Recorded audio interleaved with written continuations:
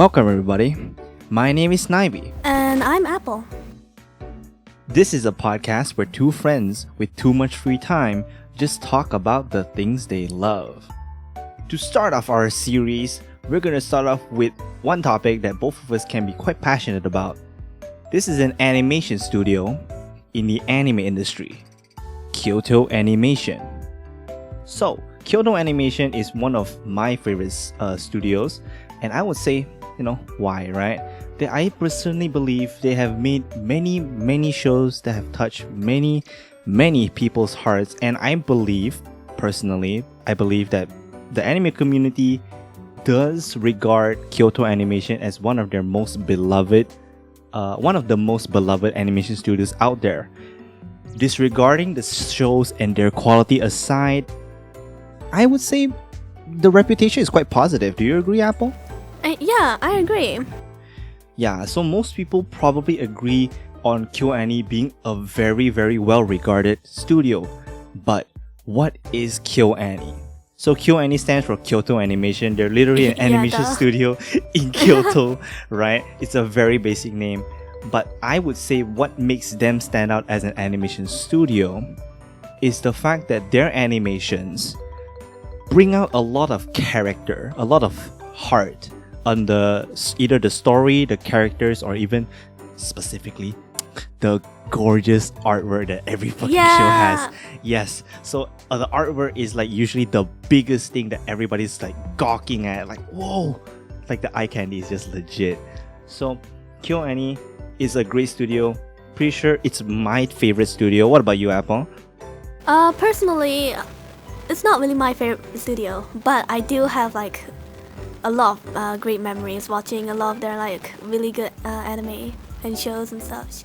But yes, I would say KyoAni has a lot of shows, and I'm pretty sure many people who may be listening, especially our friend group, right, watches a lot of anime.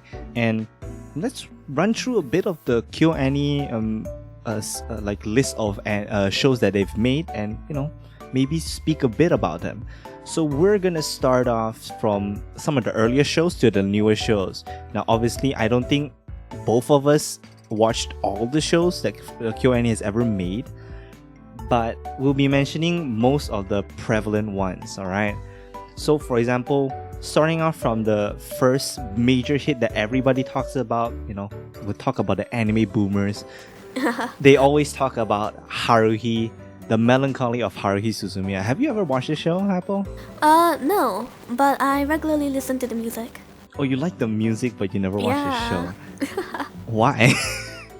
No, that's actually really common. I never really watch a lot of the shows because who has time for that? So I listen to the music and it's like, man, one day I'll watch it. One day, it's just you one watch day. more shows than me. How have you missed it? I don't get it. I don't get it. Sometimes you just don't get it, okay? Yes. I personally don't like the music as much. I like the show. I'm literally the inverse as you.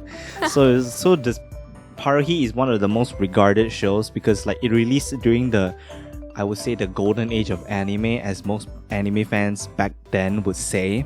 For example, that year, 2007, 2006, they released like Gurren Lagann, Haruhi, and the next show from KyoAni's list, Lucky Star. Have you watched Lucky Star? No! I'm a zoomer, okay? A zoomer. Yeah, but Lucky Star is nice. Have you at least listened to the opening? Yeah. Yes. Yeah. Seira Fuku, yes. That song is really one of the most recognizable anime openings. But come on, the show is like one of the earliest like moe blob, cute girls doing cute things shows. Pretty much, I'm pretty sure I'll tell you, KyoAni makes a lot of shows that just cute girls doing cute things. Yeah. Right? And then the next major show I think many people would say is very strongly hitting is Clannad and the Clannad After Story. Oh. This is one series that many people would say the whole series hits very hard. It is an adaptation, that's true. But I think the sequel, After Story, is what everybody remembers. But have you watched it? I have to ask this question every time. But I do watch a lot of synopsis about it though. You watch a lot of video essays about people talking about this. Yeah. Right. So personally, After Story, when I watched it, I was still a teen. the story was really really moving, but for most people, it made them cry like a bitch. So pretty much, I would say I didn't cry like a bitch because at the time I wasn't as empathetic as most. But you know, teenage years were fucking yeah, and that leads into the next one. This is a very weird transition. Yes, next one is K-On! Have you watched K-On! Apple? Yes. I love it. Finally, a show that you watched. Goddamn. K-On! Is one of my favorites as well. So, how much would you rate K-On! personally? On a 10 scale, Yeah, on a 10 scale. 9.5. Okay, that's a little high for me even. I would say Kyoto is one of my favorites because the character is just so good. But like on a scale out of anime, like in general, 9 is a little much for Kyoto personally. We will explain that later in the later segments. But this segment we're just running through the shows. So K-On! And K-On! The season 2 came out around like 2009, 2010. Which I think by that point you're like just a kid. Me too. Yeah. I was just like, I watched it around my teens, so I'm pretty sure you same lah. But K-On!, one thing that makes it good, K-On! Pretty much stands for light rock music, which is pretty much what the characters do. They make their own light music club. They go through like story arcs from the first year to graduation. The graduation hits really hard. Like if as a high school student, you would feel a lot of like you can relate to the characters. For example, first time you're starting a club with your friends, first time you get a new junior, I would say that's a feeling I can relate to. So K-On! Is very dear to most people who watched its heart. There are a lot of people who don't like it because obviously it's still a cute girls do cute things show. But why are you watching Kyoto? Yeah. Right? Get the hell out of here. Moving on, the next show, one of my favorite comedy anime, Nichijou. Nichijou is the most visually hilarious shows I've ever watched. It's literally the most mundane settings. The situations are the dumbest, but the shit that happens is so funny. Have you watched it though? I've watched a lot of clips of it. I haven't watched the anime actually. Yeah. Damn, you're literally making me have to ask that question every time. Selamat Nichijou, pagi. yes. I would say the fact that they had Malay like words in there literally just like surprised me. Like, oh, what the fuck? They said this stuff, which is very funny. And I had never seen a show do that before this show. So Nichijou, one of my favorite comedies of all time. We'll explain the next one. Hyoka. Have you watched Hyoka? No. God damn it. Hyoka, again, people who watch it regard it super fucking highly. It's one of the, like, I want to say it's like a very strong mystery show in the sense, like, for example, compared to something like Bungo Stray Dogs or something like that, right? But it's a very down-to-earth type of mystery. Like, this is happening. Why is it happening? It's pretty much that type of scenario for most of them high school kids. And Hyoka is a very well-written show that I would highly recommend many people to watch. Chunibyo came out in the same year, 2012. Love Chunibyo and Other Delusions. If you are a teenager, I'm pretty sure you'll like this show. Because this is, when looking back, if you did this shit when you were young, you are cringing right now. You'll be like, fucking dark frame master. So basically this whole show's premise is that they're using their delusions to cope with their real life problems. That's the message I got out of it, looking at it today. But as a show, it's all pretty much just nice, cute, fun stuff, hiding behind a lot of like personal problems, which it's a very great written show for those who look deeper into it. But for those who only look at the surface level, they don't really like this show that much. It's not that highly rated. It's very good. It has a whole series and a movie. People like it, alright? People like it. So moving on to 2013, we also have Tamako Market. One of my, I want to say favorite, but it definitely has a place in my heart. But did you watch it? No. Okay. I'm gonna have to ask, what shows did you watch in this whole the more recent list? ones, I would say, I guess. Like the more very recent recent, ones. yeah. Now truly the zoomer here. So anything anything before 2015, I doubt you watched it. Yeah. Yeah, god dang. So you're Yeah. missing so many good shows, I'm telling you. But did you watch Free? I did. Oh, that's the show you watched? That's the show you watched, of course. I Every got high school hooked. girl would have watched Free, I agree. My friend recommended to me, and like later on, you can hear my opinions about it. Yes, I would say high school teen girls would watch Free. I would say it's not a fact, but it's surprisingly common. I just It's can't a help it. majority. Yes, because it's pretty boys swimming. Hey, you get to see the sweat, the water on the body. Yeah. And they What have are close we doing? relationships with each other again. Yes, pretty much a popular trend among Q&A shows is that they have a lot of like friends that have really close relationships, and then they are doing something they're all passionate about, which is very nice, right? The next series on the list is Beyond the Boundary, Kyokai no Kanata. I doubt you watched it. It's pretty much a supernatural show mixed with slice of life. So we can go into that later. But Beyond the Boundary is decent, but it's probably not like that. Personally, it's probably not that. It doesn't stand out that much, right? Oh, okay. So in 2014 came out Love Junibyo Season 2, which is a great show, but for many people, they can do without it, right? Free second season and Amagi Brilliant Park. Amagi Brilliant Park is the only original show for that year. People love it. I would say people love it, but have you watched it? No. Looks very colorful though. Every time. But this is the year after. I'm guessing hopefully after this year 2014, you hopefully have watched the shows. So Amagi Brilliant Park is about an amusement park. The main character is trying to salvage this amusement park to make it popular again. That's the premise. Oh. There's a lot of Q&A hijinks and everything. We'll go into that. Sound Euphonium. Hibiki Euphonium in 2015, I would say hits me particularly hard. But have you watched it though? Yes, I did. Hey, you finally hit Yay. another show that you watched. Finally. Yes. So Hibiki Euphonium hits me hard because I'm a band kid, but we'll move into that one later. It being specifically a story about a high school band just hits way close to home for me. I watched it when I was in high school. Literally like, god damn, I relate. Even though I'm still a dumb teenager. I don't get it. Now looking back, I literally like, that shit happened to me back then. So yes, it's literally just me. For me, it's nostalgic. So in 2016, they had Hibiki Euphonium 2 and Musaigen of Phantom World. Myriad Colors Phantom World. This is a okay show. Great animation. Have you watched it though? No. I watched episode 1. I mean, it's not highly rated either, so I get it. Yeah. I watched it. It was funny. It was fine. We'll get into that discussion on the stories Okay. themselves later.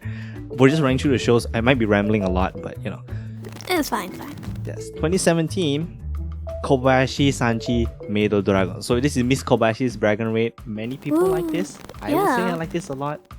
I'm guessing you watched it, Apple? Yeah, I did. You did. I enjoyed it a lot. Yes, I personally really enjoy it a lot. It has a lot of good animation as well, and also because this is an adaptation, Q&A actually does a lot of adaptations, and this Yeah. one's actually not that bad. Let's just say the original artist is more of a doujin artist, but this story itself is very, very wholesome, right? Violet Evergarden, one of the most critically applauded shows in Q&A's Ooh, lineup. Yeah. 2018. This is, if not one of the most well-animated shows, I would say, ever in anime history. It's so beautiful for real though. Not counting movies, because obviously movies has the money for it. But Violet Evergarden literally matches movie level quality, I would Yeah. say. My god, that's so good, right? I have my Yeah. gripes, I will mention, but I will say Violet Evergarden is one of, obviously, one of the top-rated ones. The last major series from Q&A that came out in the past few years was Surune. It's literally about a show about high school boys doing archery. That's as basic as it gets. Cute though. Do you say, do I like it or not? we'll get into it later. So those are the series that came out from KyoAni that I would say people have, because obviously year by year the popularity of every studio just gets more and more people know what is anime, more people watch more and more shows. I personally have been a big fan since 2015, and naturally I've tried to watch every single show that came out. But thanks Wow. COVID-19, I have not been caught up ever since. Thanks to Renee, I have never give a shit ever since. But yes, KyoAni is one of my favorite studios. I'm pretty sure you like KyoAni quite a bit as well, Apple. Yep. But let's talk about why you love KyoAni, right? Ooh. So, Alright. what aspects of KyoAni shows stand out to you the most? Of course, the art. Yes. You know, yes. Okay. KyoAni is very well known for their art.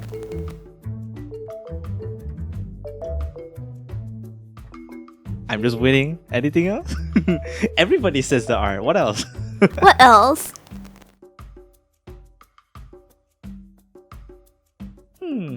Their characters, I guess. What parts of the shows that you really like of every show that KyoAni made that you always remember fondly about? Of course, the artwork is like the basic shit. Yeah. It's literally the It's most like- basic bitch answer I will say. Yeah, Everybody eye says candy. that. Well, maybe it's relatability. That can be some, like, for example, K-On! Actually made me like one of the characters. Wait, should I go? Yeah, you can go. We're literally Okay. on that part now. One of the characters actually inspired me to pick up an instrument, bass. Yeah, so What, you like Mio? yeah, You definitely. like Mio that much? Damn, Yeah. Mio's the one that freaking fall in front of the stage with her panties towards the crowd. You like that girl? Yes. Yo, she's a really good bass player. Yeah, for me, K-On! Is also one of my favorite shows from KyoAni. I personally would relate to Yui the most. That's why. Yui. But I don't. for real, I do not have a damn. fucking talent on guitar at all. I learned the bass also because of K-On! Let's be fair. I love bass as an instrument, not Bass because is of awesome. K-On!, but K-On! Definitely highlighted the bass part as well. Yes, bass is freaking awesome. If you want funky music, I say the bass is one of the biggest factors. And K-On! Is probably one of a lot of people's reason to pick up instruments. It's a good show, good characters, and great Good music. development. Yes. Yes. Any other factors that you like KyoAni for? Ooh. Sorry, but my head is empty right now. But Your head is empty.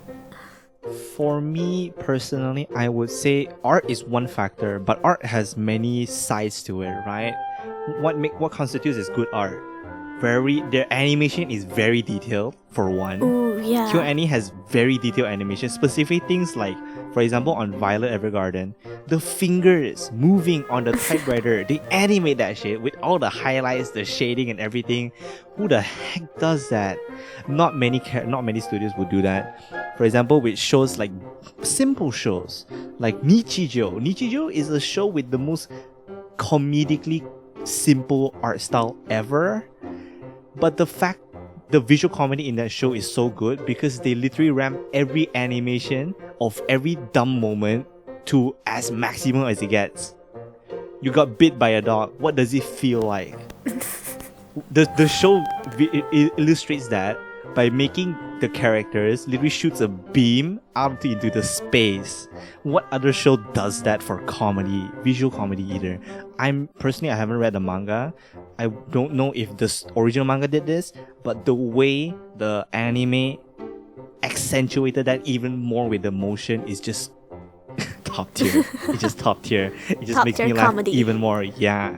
What kind of anime do you find a kid trying to hide their fan fiction by suplexing the friend, a goat, and a police, and every fucking person that saw it? Who the hell does that? Nobody. That's what I'm saying. It's like KyoAni just puts a lot to illustrate all the things that they are feeling, even more than you would like naturally illustrate. For most companies, they don't even do this. Save on the money.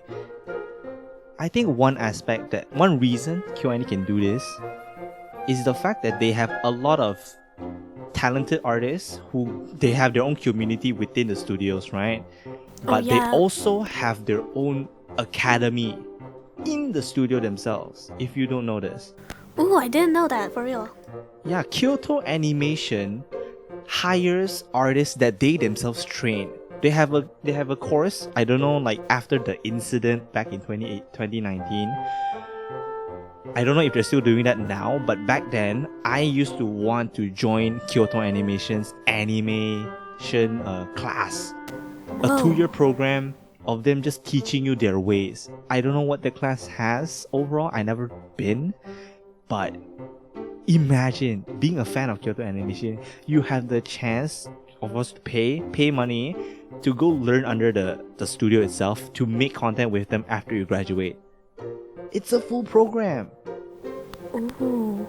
Yeah, That's I crazy. personally don't know whether they have it still, but Kyoto Animation is one of the only studios to have their own in-house academy for their own potential hires. Second fact, the way they pay their artists is just different than other studios. How do I say okay. this? That's good. So the standard of like anime studios for paying out their artists is by per page. How many pages can you draw? How much are you drawing for us? Your commission per page. So imagine like you draw one page out of like 500, you only get like maybe about 15 yen per page. It's not a lot, to be fair. So it's very hard to earn money when you're in anime industry, which is why the fact that Kyoto Animation pays by salary makes a big difference. Oh, Right? Okay. So the morale will be higher. You're paid per salary, so you know that next month you will have earnings. No matter how much you do, you put more effort to do more because you just love what you're doing. You don't have to worry like, oh, am I doing enough to earn money? Because when you work by hour or by page, you're just rushing to do more pages instead of doing more per page. It's the drawback of like working for the amount versus the quality per amount. Right? This is also one factor that makes Kyoto Animation just really good. The last factor that I would say makes them really good is the fact that they train up the people that you know, right? The names that you know. For example, like the Ishidate, if I'm not mistaken, that's the name of one of Ishihara, sorry. Tatsuya Ishihara is one of the major directors that since like a long time ago, I think he also directed he directed since Air, like 2005. He's still directing today. Sheesh. So this one director obviously trained up more directors along the line. So for example, my favorite director in Kyoto Animation history was Yamada Naoko. She made series like Asylum Voice, K-On!, Tamako Love Story. She's directed these shows, which you can see a lot of her like inspirations have come through the directing and the visual cinematography. But we'll get into that later. This is why I love Kyoto Animation. There's just a lot of facts that if I wanted to be part of the anime industry, I personally would put KyoAni as one of, if not the first option, personally. Damn. Don't mind the fact that I'm putting them on a pedestal. This is the point of the podcast. We're here to talk about what we love. Right? I love KyoAni. Obviously, you can hear a bias here. Such bias. Yes, this is my bias. So moving on to the next topic, this is why we love KyoAni, and I also explain why the general populace of the community loves KyoAni as well. Pretty much said the art, the characters, the way the shows are presented. A lot of them makes a lot of people just relate to the show. A lot of them just love the show. They fawn over the show. The stories themselves are varied. You know, some are good, some are bad. That goes for any studio. Yeah. But gotta ask the big question. Out of all of these series, which shows do you not like the most? We won't say hate. We won't say hate. Yeah. But which one do you like the least? Give 3 shows, Apple. Give 3 shows. 3 shows. Okay.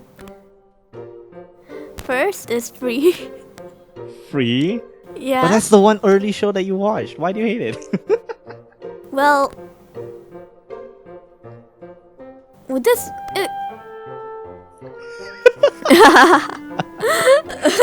Try to explain yourself. Explain yourself. okay, Apple.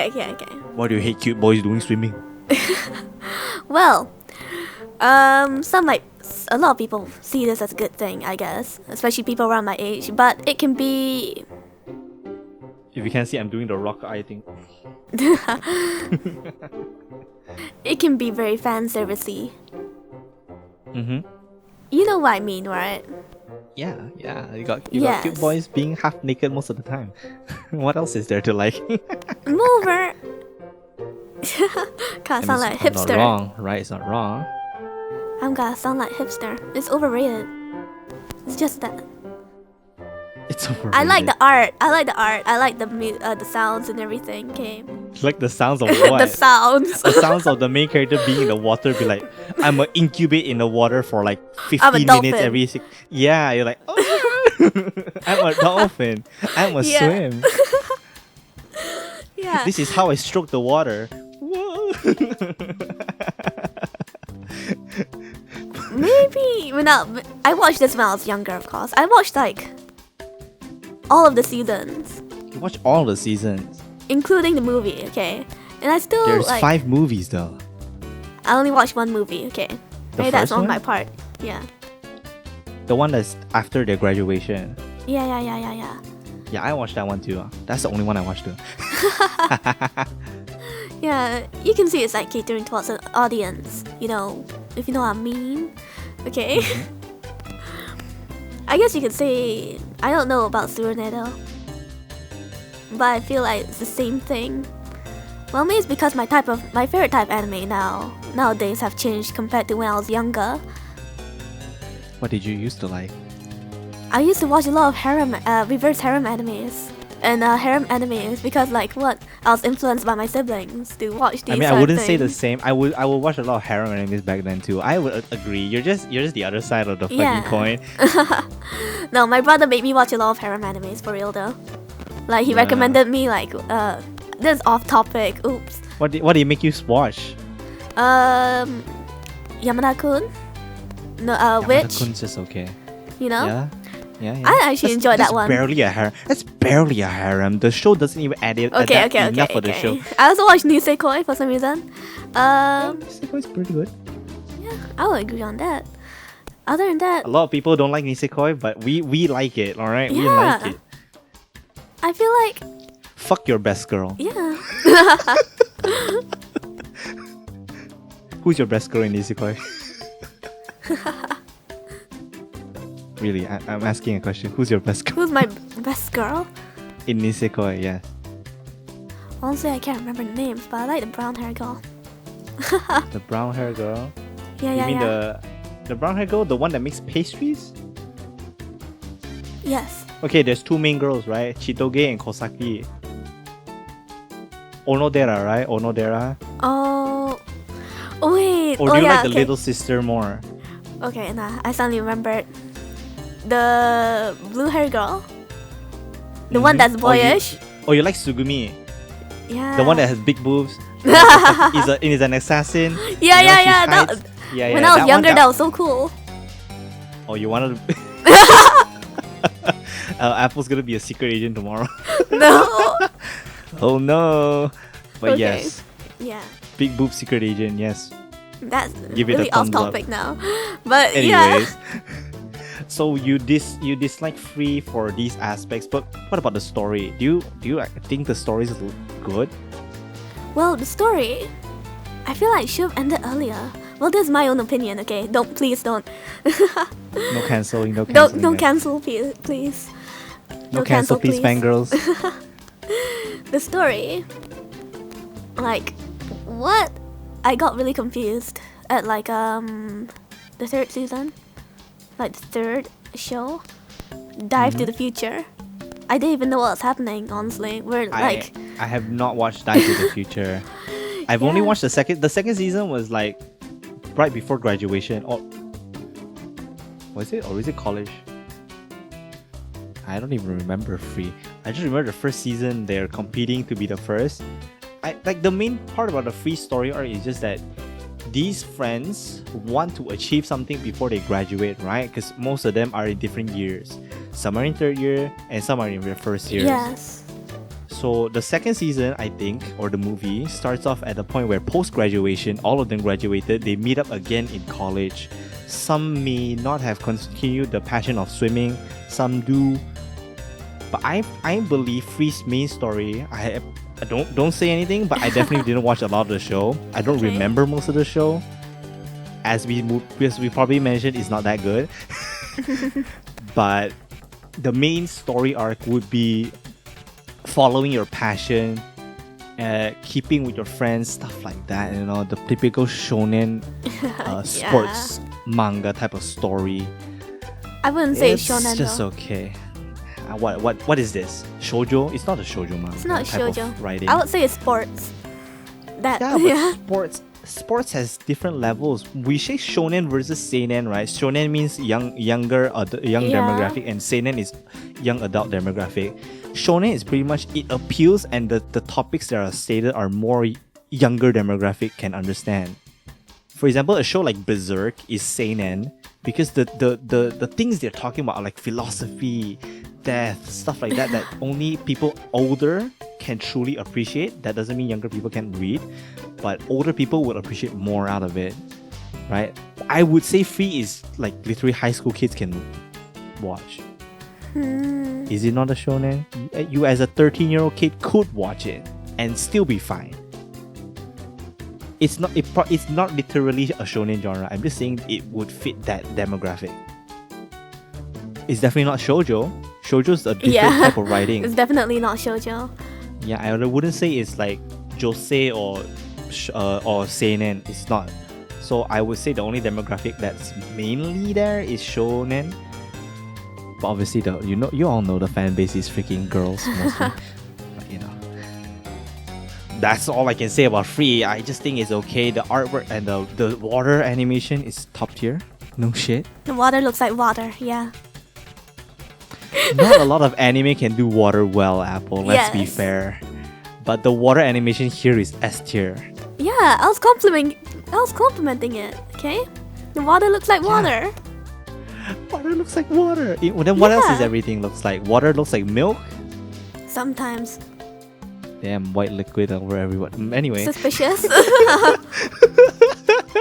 Yeah, so that's Free. I would agree it's not one of KyoAni's best series. It's popular for a Yeah. reason though. So that's your least favorite, one of your least favorites. Let me give one of my least favorites. I would say it's very hard to choose. I probably would just say Free is one of my least favorites as well. I don't know what to say. We don't know what to say. Free. Like out of all of these shows, I love a lot of them. Can you give a second show that you don't like as much? A second show? Oof. It's hard. A lot of the shows are very positively rated. Yeah. I would say Surune. As I've hinted earlier, Surune doesn't hit as hard. It's literally the same concept as Free, just Except done archery. again. Yes, it's the base premise. If I would sell Surune, is that this is Free, but archery. It has mysterious older guy mentoring this younger guy. This guy also has some hiccups, but yeah. Not much to say about Surune. Have you even watched it, Apple? No. Honestly, right? no. It's not. It's like pretty recent. So like with my current taste of anime, I didn't feel like it interested me as much. Yes, I would say I feel like a lot of the recent shows aren't as popular compared to before because I don't think they're making too many that hits hard. Obviously, there was a major incident a few years ago. That's probably one of the reasons why they've halted more new series. Yeah. But I would say during this period of time, they've come back quite well. They have made a lot of movies instead, surprisingly, right? For example, they've released during the COVID-19 period, I don't think I should have said COVID-19. YouTube might ban me. Anyway, they've made Quarantine a few period. Violet Evergarden's movies. They made a few free movies, and they're making a Surune movie as well. Again, the free and Surune, but yeah. So those in the comments below, if you guys are watching on YouTube, let us know what shows you don't like. I don't think I have too much to say about shows that I don't like, but shows, the least favorite show. Do you have a second least favorite show? I mentioned Surune. Shows that you watch but you don't like as much. Yeah, I haven't watched Surune. What happened? Move on from Surune. Okay. You haven't watched it. What other shows do you like? Not like as much? It's hard because all the shows that I watch from like Kyoto Annie, I like them quite fairly, and it's like I don't really have any strong negative opinions on like most of the shows that I watched. You know? Well, true. I would agree. Some people might say, yeah, but by a whole list, if we give you a top 10 list, there's bound to be shows at the bottom of the list. You know, the 9 to 8s. I don't think we have too many shows to list. So Yeah. maybe we'll just list one more show. Okay. I would say out of all of these shows, okay, I actually have two shows. I have Musagen of Phantom World and Kyokai no Kanata Beyond the Boundary. These two shows are, again, no KyoAni show is bad. They're just mid. Yeah. They're just mid. So right, if you watch Kyokai no Kanata, I don't know about the movie. I haven't watched that one. Comments down below, you let me know if the movie's worth watching. But the show itself never left a major impact. Not even in the art department, I'm saying. Like, the art is decent, but it never even made an impact on the art department. Then when it comes to Musagen, the colors are great. It's literally like a fantasy supernatural mixed with the like high school.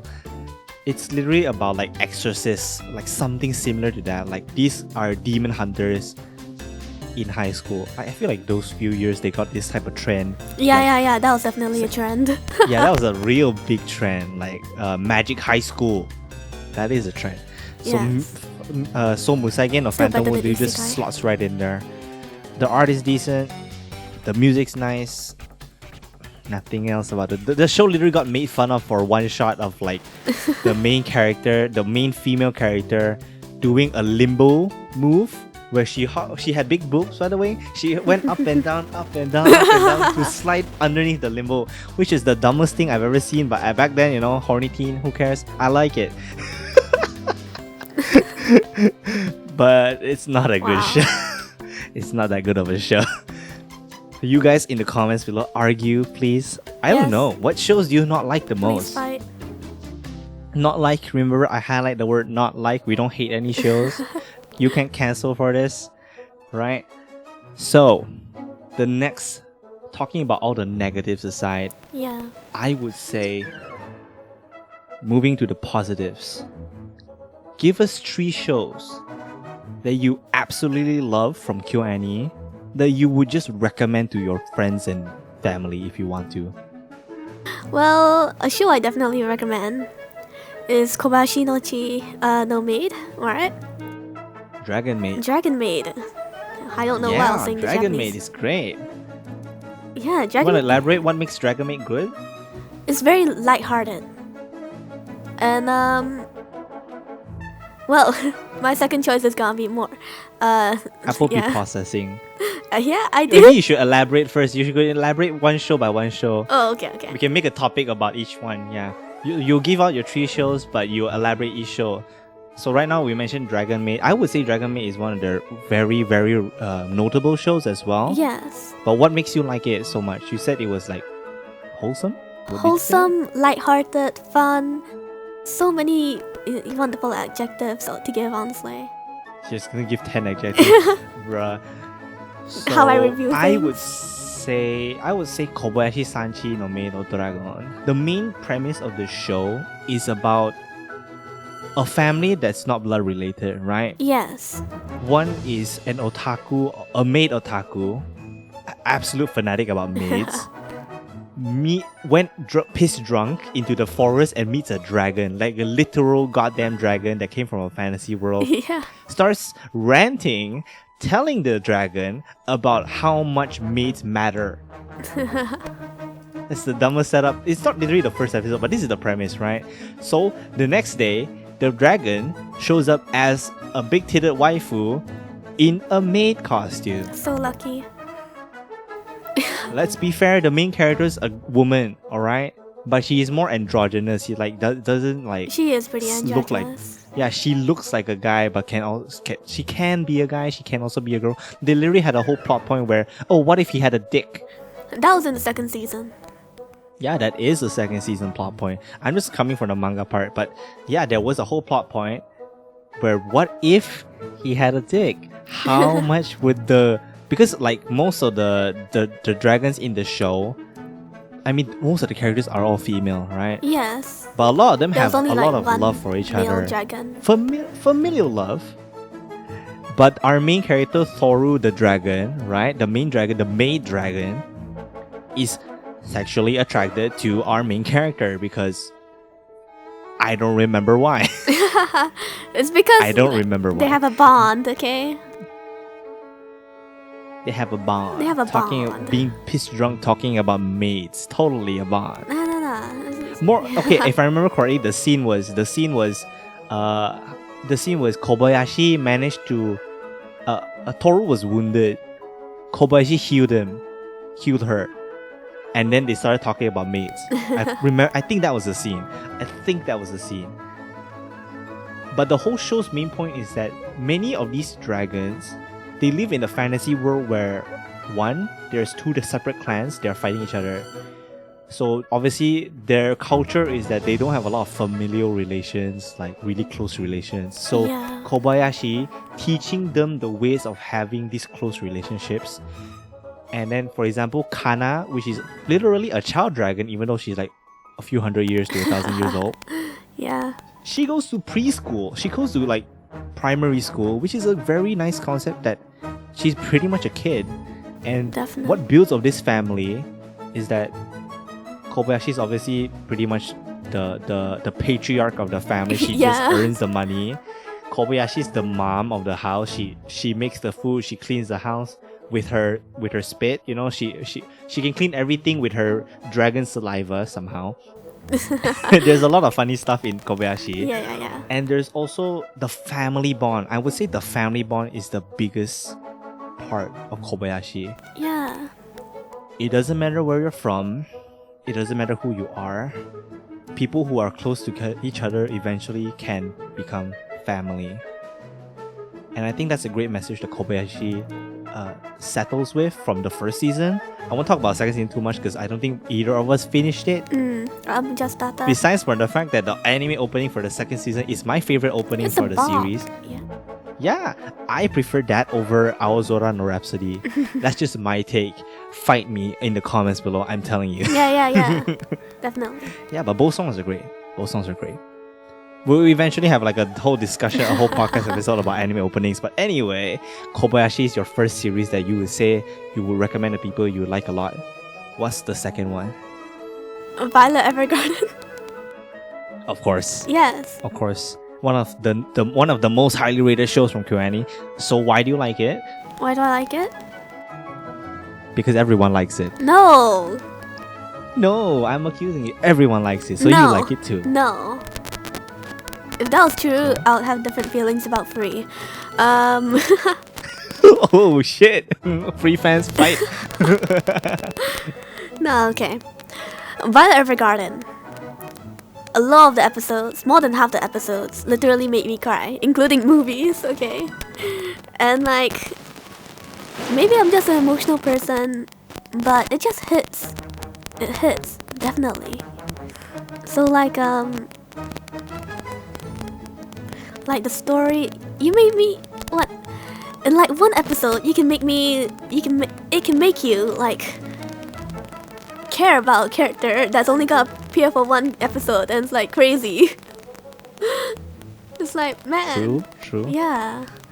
I think Violet Evergarden's okay. The main setup for Violet Evergarden is that we are following Violet Evergarden, titular name, yes, who's a war veteran. After post-war, she has lost her limb. She has gained mechanical limbs, right? Yes. But now, what is her purpose in life? She's literally a child soldier. She's supposedly 14 in the show. I wouldn't know. She looks like an 18-year-old girl. I don't goddamn know. But the point She's is a that teenager. she is learning to empathize. Throughout the show, she meets a lot of people, and her job after the war is to be a ghostwriter, basically writing letters for people who can't write, want to send a message. Yeah. She's part of the postal service of the country. So the main point of that is that there's a lot of people back then at that time, nobody can write messages, but they want to send a heartfelt message to the people they want, their they feelings. love, right? And thanks to this service, they can do that. So the point is that Violet Evergarden, during the first episode, does not understand emotion. She's just a child soldier. She doesn't understand emotion. She can't empathize. How is she gonna transcribe these feelings onto paper for other people? Throughout the series, we see her growth to understanding. By the end of the movie, she just knows what you want. Yeah. She's literally become the most well-known ghostwriter in the whole country, pretty much. She helps the princess. Yeah. It's crazy. Yeah, it's crazy. And the B plot is also the fact that she goes through finding what the meaning of love is. Because right before the war ends, the only person she was close with was her general, her commander, whatever the term is. I don't remember exactly what term it is. The person who took her in, right? Yeah. And by the end of the war, where supposedly the general would die, obviously he was literally on his last legs, right? By the first season we don't know what happened to him. Yeah. Possible he comes back or not, I don't fucking know. You who don't watch the show, you don't care about this fact. But the fact is, right before the war ends, the general just says one sentence, "Aishiteru," which means I love you. Either familial or as a man to a woman, I don't know. But it hit Violet hard. What does loving mean? What does love mean, right? So that whole journey of understanding your own emotions, understanding what it means to empathize with other people, I think Violet Evergarden does that really, really well. And as you mentioned, every single episode is a different character. Every single episode can make you feel, if not cry. Yeah. It hits the feels. It hits your feels. It's literally a gut punch into your feels. Yeah. I personally do agree Violet Evergarden is worth the popularity, right? It's worth it. It's not overrated. But I would ask people, do you even know the names of each episode's special characters? Do you even know the freaking girl that grew up? The episode that hits the hardest, episode 8 if I'm not mistaken. That episode hits so hard because you literally see a mother or a grandmother asking Violet to write messages to be sent every single year till the girl grows up to their adulthood? Yeah. Or at least adulthood, right? That's a very strong story, but what's the main character's name? I don't freaking remember. I'm gonna tell you the only major character that's strong, and I guess that's the point, is that Violet Evergarden is the main character. Yeah. We are going through her story of empathizing and learning about people's stories. Good or bad, I would say the character writing is good, but you're not meant to remember the characters for what they are, but what they mean to Violet. Right? Yeah. But I think it could be a flaw because it's episodic in nature.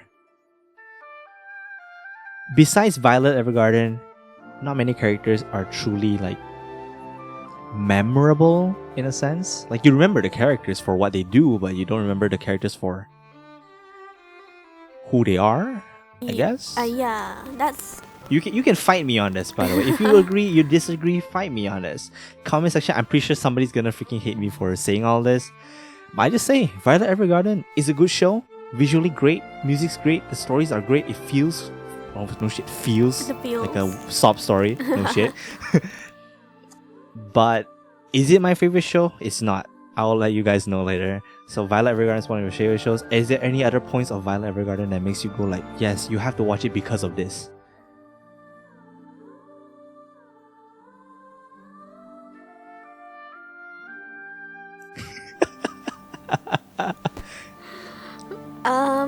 Did we say elder points already? Did we? I feel like we did. You feel like we did.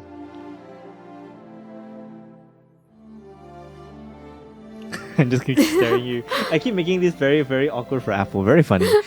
So that is Violet Evergarden, right? Violet Evergarden, again, very highly rated show.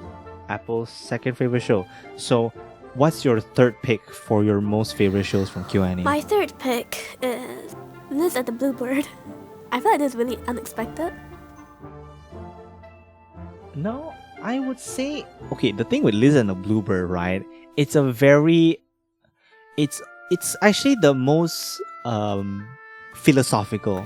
I would say it's the most like, it's the most, it's the show that makes you think the most. I would say, not because it's like hard to think about, but it asks a lot of questions on like, what is the meaning of your passion? Why are you doing this? What is it for? What do you really want? The thing about Liz and the Bluebird is that The thing about Liz and the Bluebird is that it's a story about two friends. One is a flutist. One is pretty much the movie sequel to Hibike Euphonium, if you guys didn't know. Right? Liz and the Bluebird is the sequel, the year after the first two seasons. So here, the main characters are in their final year. They're in the band. One has a lot of years of experience as an oboist. Yeah. The other one is a flutist. Nozomi. These two are really close friends back then. They had a gap year period where they separated because the friend had to leave the band because of personal reasons. Yeah. Either it's personal hang-ups or other things. If I don't really remember 100%. But the main thing is that our oboist, what's the name? Mizore, right? Yes. Our oboist Mizore is really, really attached to our flutist. What's her Nozomi, name again? Nozomi. No, you see, you know more about the show than me. Of course, I watched it like Nozomi, their relationship, right, is pretty much like Nozomi's the upbeat girl that has a lot. Is pretty much a facade. She has a lot under her conscience of like not being able to meet expectations, not being able to be the person she wants to be. And every time she sees her friend, which is way more talented, right? Nozomi is just way more talented as a whole. Yeah. But she is more reliant on what's the fluke thing, right? But she is more reliant on Nozomi. Right. So Mizore is just very, very reliant to Nozomi because like Nozomi is just the more confident person, supposedly, right? Yes. Just the more upbeat person. Mizore is less confident with interacting with people, less confident with her own choices. She doesn't even know whether or not she wants to continue being a performer, like a musician after high school. Yeah. And the whole story is just these two having closure towards their relationship to themselves, the hobby, right, being a musician, and between themselves. What does each other mean to themselves? It obviously doesn't sound like a healthy relationship to be reliant on one, and obviously doesn't sound to be a good relationship to be having a facade towards the friend that's just more talented. What are you gonna say, Apple? I feel like you have something to say. I do have something to say. Okay. I guess one of the parts that I really liked about the film, I guess, is that, well, all these things are happening in IRL, I guess, right? There is a picture book happening that's kind of mirroring what's happening, like, currently with their relationship. It's actually diegetic as well. Like, they're actually referencing the storybook themselves. Oh, the music. And the fact that there's parallels of the storybook, which is called Liz and the Bluebird, no shit, titular title, the story that reflects the two's relationship. Well, in the story, one of my favorite parts is that they were projecting themselves onto the characters, Liz and the Bluebird, in one part, okay? And then to the end, because Liz, well, if I put it in like a short form of words, okay? To summarize. Yes. Nozomi no, Mizore. Mizore. Mizore is the bluebird, right? Mizore thought she was Liz holding back the bluebird, which she thought was like Nozomi. Nozomi. But in the end, it's revealed. I mean, you could kind of tell if you knew their characters, right? But Mizore was the bluebird, and Nozomi was Liz. So like in the end, Nozomi let Mizore fly away and pursue her dreams, you know. And that was like, man, yeah, that was a really beautiful scene. The big point about the storybook aspect is the fact that it really does put into perspective of the dynamic between the two. One is like pretty much a village girl with never seen much of the world, right? Yeah. He's very stuck into his own circle. The bluebird came in out of nowhere, literally brightened up her life exponentially. And on that sudden moment where the bluebird leaves, she feels extra empty inside, like shit. And then when the bluebird finally comes back, she doesn't want to let her go ever again. Yeah. That's pretty much like the climb. That's pretty much the main drama between the two, right? But of course, as you mentioned, Nozomi learns to be able to let Mizore fly because Mizore obviously has the talent, has the potential. She can fly further, but the bird doesn't know that she can. Yeah. Right? The bird has a few tastes of freedom. Now it's like, as the owner, do you want to let the bird fly or not? Right? So that's pretty much the big metaphorical. I don't even know what to say this. What do you call this? It's like That was big. the illustration of how the relationship works. I think Liz and the Bluebird really does this very well. Yeah. I would say. Well, how about you? Well, how about me? I would personally say Liz and the Bluebird isn't in my top 5. If I have to be fair. I love the movie, but it's only because I love the show that it's stuck on, which is my first pick, Hibike Euphonium. Right? Yeah. Hibike Euphonium is one of my favorite shows, not because mainly of the story, but because of how relatable it is for me as a band kid. As I mentioned earlier, right? As a band kid, watching this show, you actually see a lot of the small little scenes where, for example, one of the scenes is like, hey, don't forget to bring the drumsticks. Somebody fucking forgets to bring the drumsticks to the concert. We literally had that happen before for ourselves. That shit is so relatable.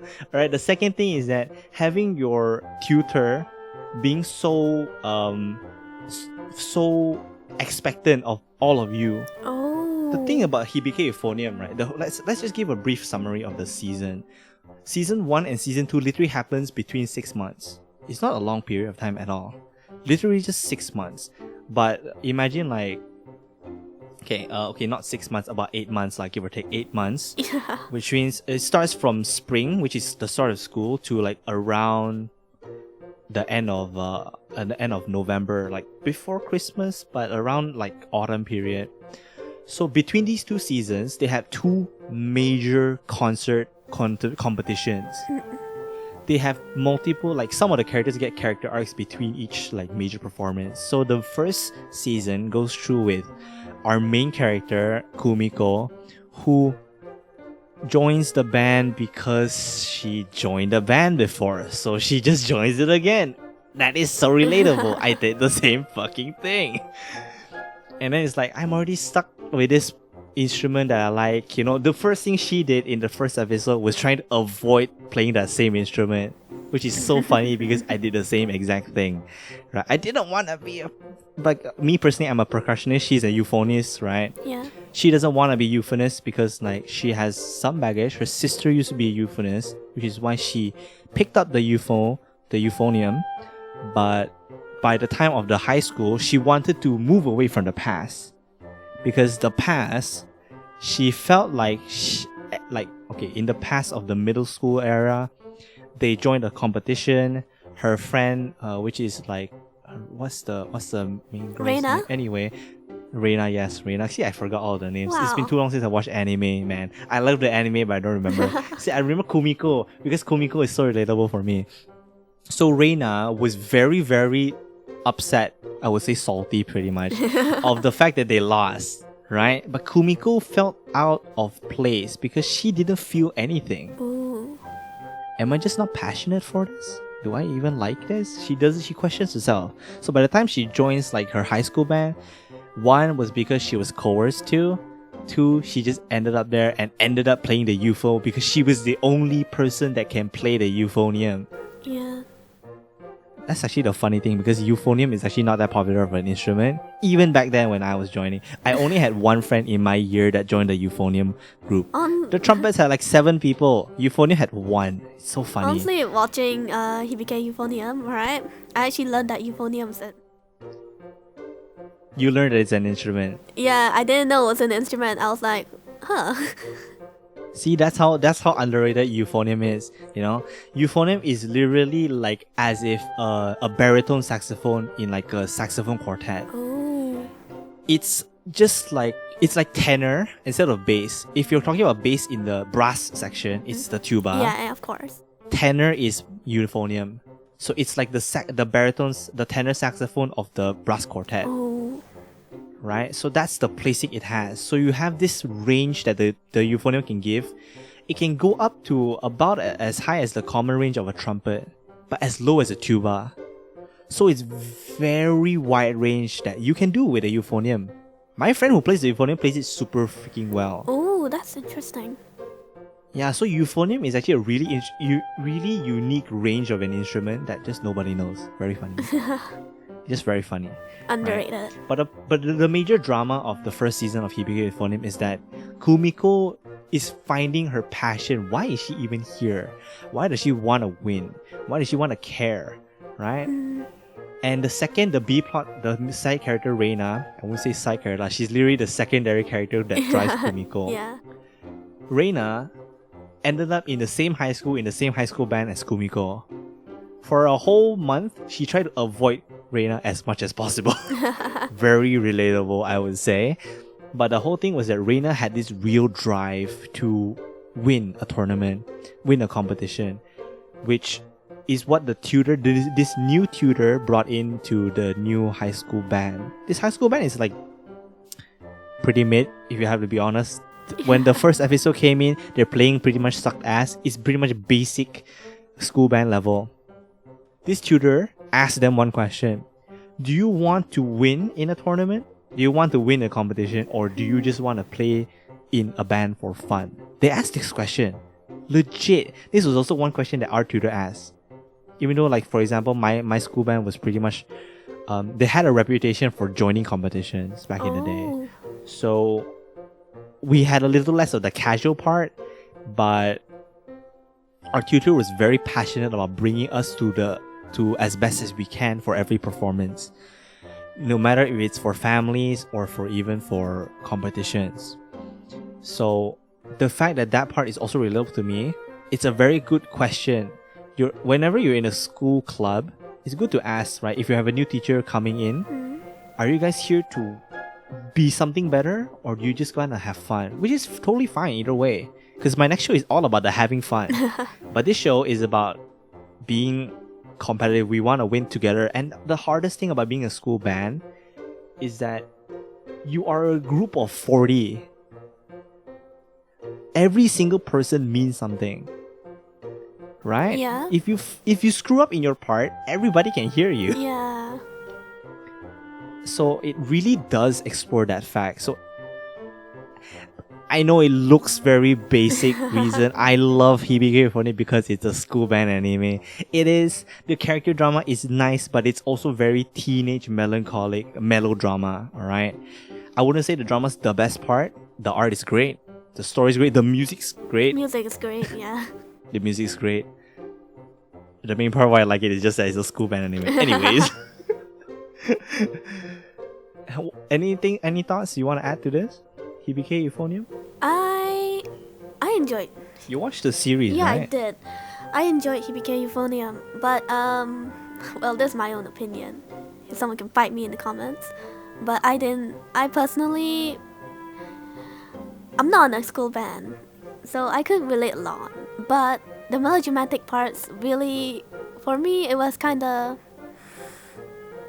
It seemed Too much.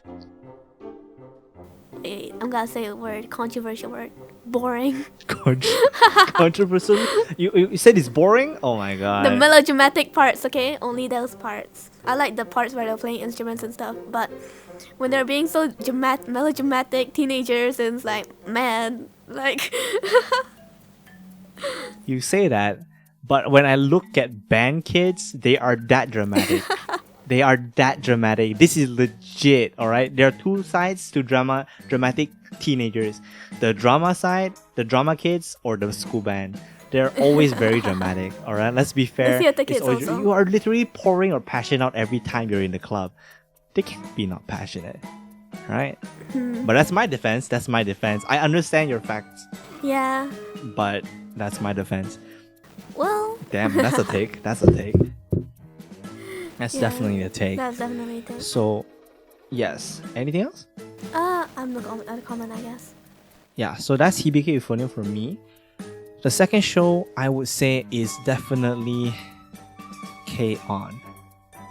K-On! So K-On! Is one of my favorite shows. Again, it also one of my reasons of picking up the bass, I would say, because I don't know, I just like bass music thanks to it, right? But K-On! Is a very great story about these kids. Two of them were like already musicians. Our main character Yui isn't even a musician when they started. Yeah. She literally went into the light music club thinking they play light music, thinking she will play the castanets. Stupid. But that's the level of like quirky dumbness that Yui gives off. Yeah. But the main plot of the show is that these girls, they are here to have fun. This is literally Hokago tea time, right? They Yes. literally they have tea time after their school, right? It's literally just a hangout. So K-On! They have both passion, but obviously they know they're not that good. They want to practice more, they want to be better, but they're not really aiming for the top. Which is Yes. fine. Most school clubs are like that. It's fine. And that's what makes them really good, because you see their relationship grow. You see how they become closer to each other per year, right? They literally go through 3 years during the show, and Yeah. they graduate in the movie, and also the final episode of the show. They graduate. I think it's a very funny part, that the fact that they pretty much just built a filler arc in the movie. I love the movie, but it is Yeah. a filler arc, let's be fair.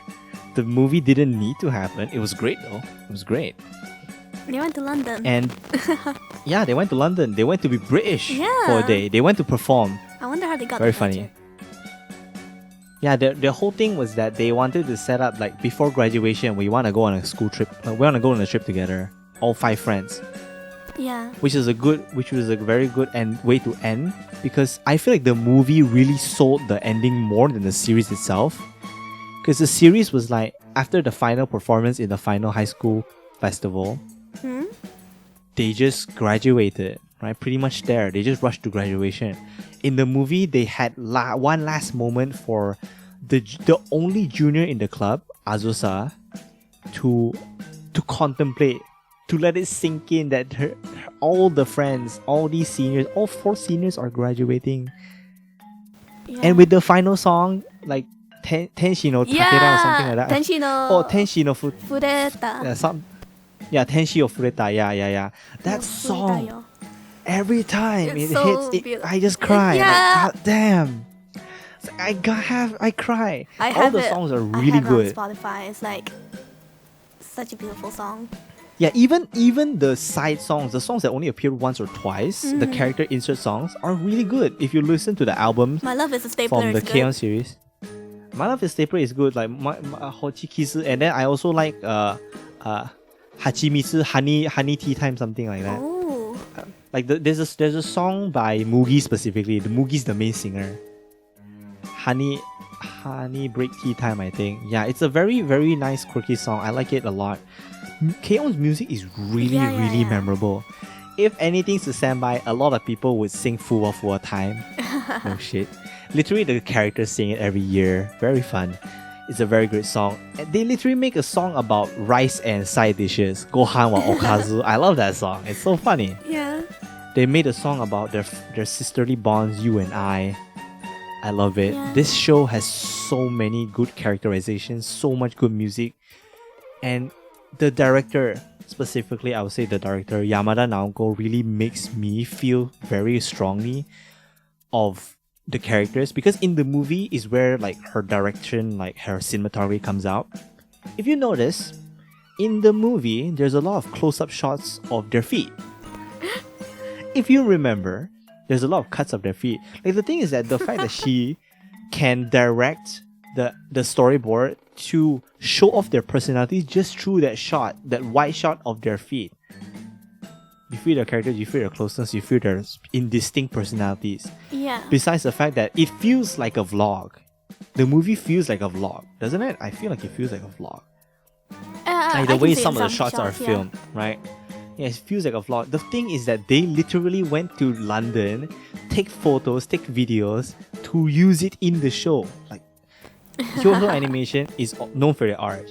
They actually reference a lot of locations in the show that you can literally just go there and like take a picture of the screen of the show and just line it up with the shot. Yeah. That happens with Free, that happens with K-On! K-On! Is literally based in a real life school. Really? Yeah, it's a real life school. The school has the turtles at the stairways. Whoa. Damn. Yeah, it's a real life school in Kyoto. Also, it's a funny fact that many of the show's major settings are Kyoto. Yeah, Kyoto Animation. Right, that's very funny. So, I just love the fact Kyoto Ani puts so much dedication, so much attention to detail into the shows. K-On! Is a very simple show. If you read the manga, you know how basic the original source material is. But the show just knocks it way out of the park as an adaptation. It's just so goddamn good. Definitely, yes. Yeah, so K-On! One of my favorite shows. I can rewatch that show many times. I will never get sick of it. I would say like one of my runner-ups was like Nichijou, but I specifically avoid rewatching that show because that show runs so strongly on visual comedy that I just am afraid. Second time I watch it, it's just not gonna be it doesn't hit as hard. I'm just afraid of that. So, what is my favorite show on What is your favorite Kyoto Ani? show? What is my favorite show? What is your favorite show? With how much I gush on K-On! Is actually my favorite show. But my second... Okay, my favorite Kyoto Ani property, animation, is Asylum Voice. We did not... Surprisingly, I didn't mention Asylum Voice because I was only looking at series. Yeah, you forgot. Asylum Voice is movie exclusive.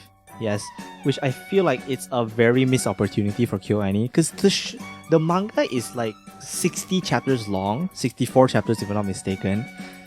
The movie only chapters about a fifth of the stories. There's a lot of the stories just missing. But again, this is directed by Yamada Naoko. The cinematography, the way they use like music that's like pop music is also very good. Like there's just one major shot that uses pop music. Okay, here's the premise of Asylum Voice. We have two main characters. When we start the movie off, these two are kids. They have met in primary school, right? They're like 10. Yeah. So, one is a girl, she is deaf. One is a guy who is a kid, right? Who doesn't understand and treats this treats this deaf girl as an alien, pretty much. Yeah. That's his mindset, is that this is an alien. We need to get him out of here. We need to tease the fuck out of him, bully him, pretty much. The whole first this is literally the whole first volume, by the way. Ooh. The first volume is literally the primary school arc, where we go from seeing his mindset, right? We're seeing his mindset, the main character, why he bullied her. Obviously, this is wrong, but the whole class just doesn't understand how to deal with a deaf girl. Even the teacher. Whoa, yeah. They discriminate against her, technically speaking. Even though, by the end of that arc, it all karma, man. It's just karma. Shit hit the fan with the main character. Yeah. He got blamed for every single bad thing that happened. He literally threw away many of the hearing aids for this deaf girl. Like, Shinomiya is like, it's kind of pitiful, let's be fair. But there's a lot of like family like baggage of why. Obviously, when you're deaf, when you have a disability, it's hard on your family. I understand. And that is one thing, is that when she's deaf, she tries to understand. She tries to get the message across, but obviously nobody puts in the time to understand. Nobody wants to learn sign language. Nobody wants to truly understand her. And the one person who keeps interacting with her just keeps bullying her because she's different.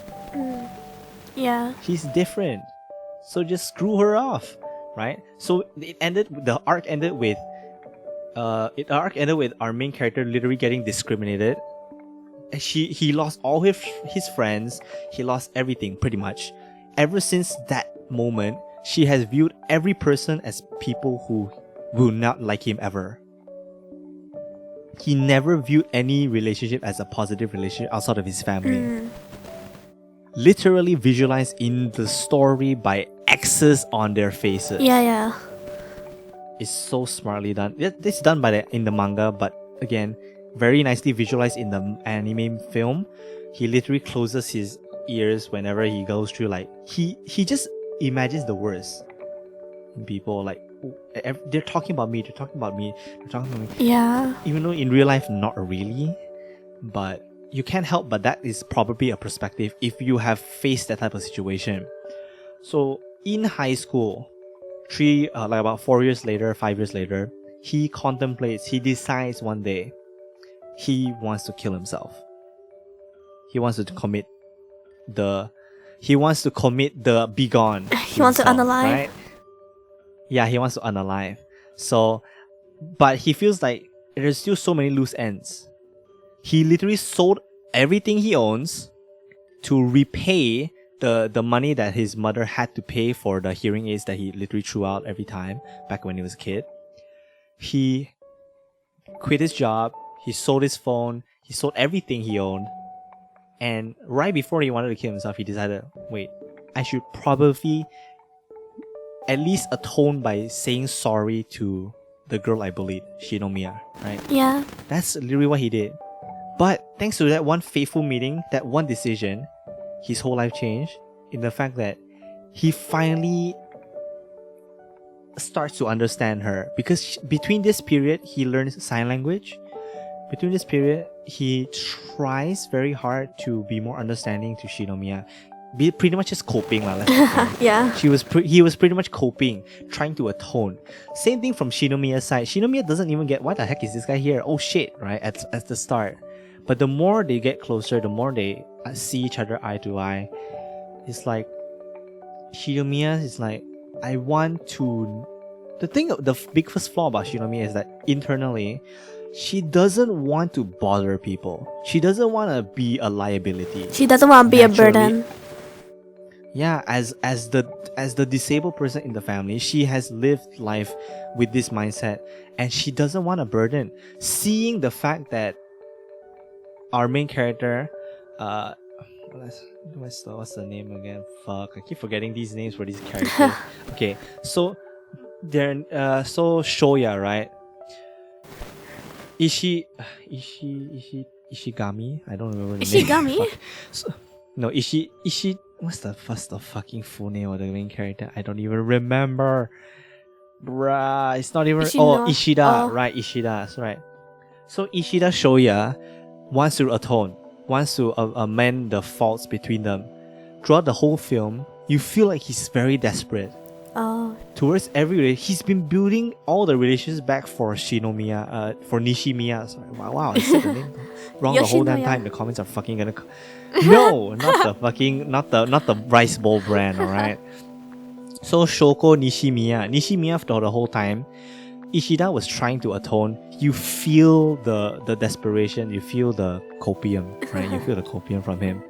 And when shit hits the fan again in the middle of the climax of the film, which turns out all the relationships that they had rebuilt together, these bridges they mended, well, shit.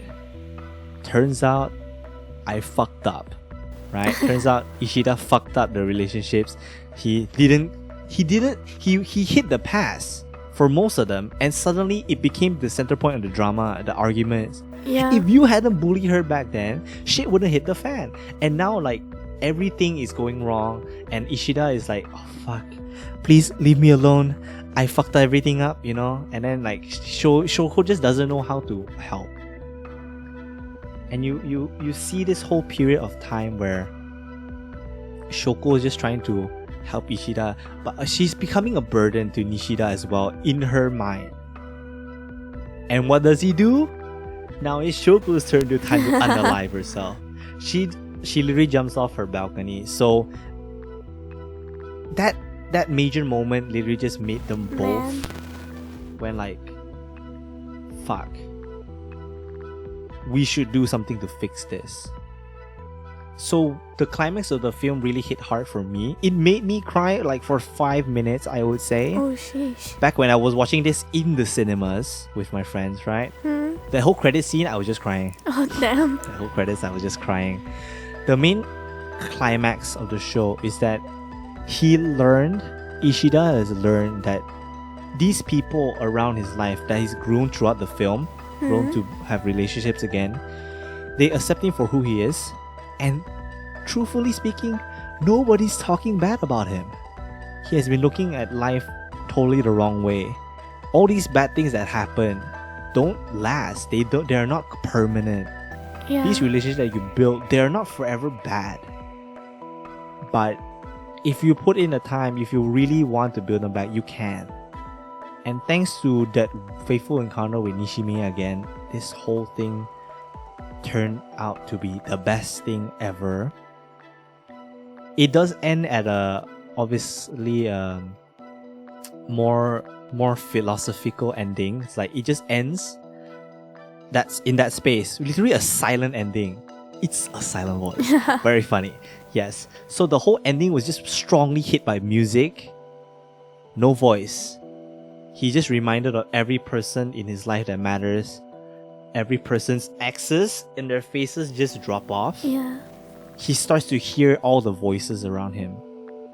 It hit me so damn hard. I just started crying. I'm like, fucking hell. And I'd be like, praise the Lord now, Koya.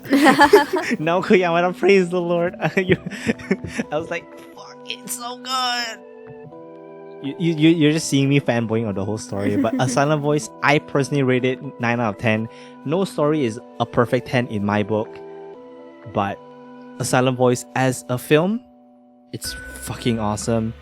As an adaptation, I wish it wasn't just a movie. But if you tell me what show to watch today, I will tell you, watch A Silent Voice.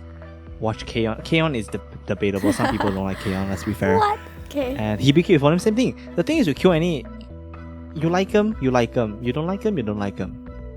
Right? I guess. I guess, because not all people like slice of life. Yeah. Some people find it Yeah. really like slow paced, I guess. Yes. Some people just like action, some people just like a lot of shit happening. Shit But- happening. I will tell you, leave your favorite shows from KyoAni in the comments down below. What do you like about Kyoto Animation?